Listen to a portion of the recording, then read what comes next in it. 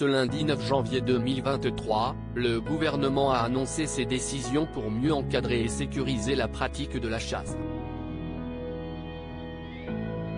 Parmi les principales mesures adoptées, l'une d'elles a fortement étonné Nagui, fervent défenseur du bien-être animal. Pour réduire le nombre d'accidents liés à la chasse, le gouvernement a annoncé ce lundi une série de décisions. Il souhaite ainsi généraliser une formation à la manipulation pratique des armes pour les chasseurs, et lancer une plateforme numérique pour que chacun, promeneur et riverain, puisse identifier les zones et les périodes de chasse.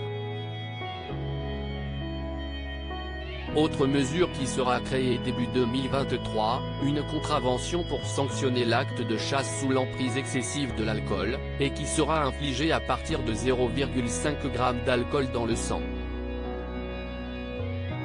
La chasse sous l'emprise de stupéfiants sera également passible d'amende, comme il se fait par exemple pour les automobilistes.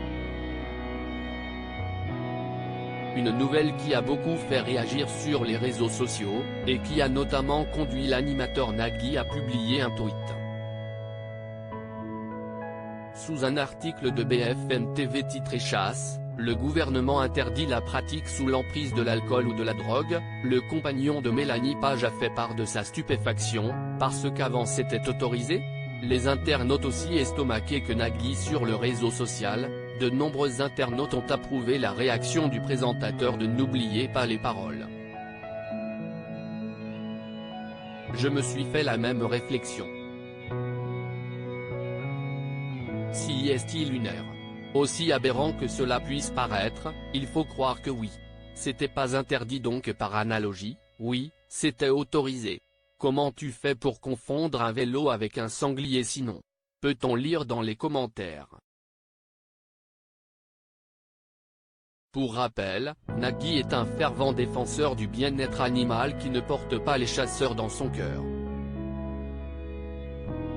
En 2019, il avait ainsi déclaré à l'antenne, quand on leur dit que les animaux, c'est mieux vivant, ils nous disent, non, mais on aime la nature, c'est pour ça que nous chassons.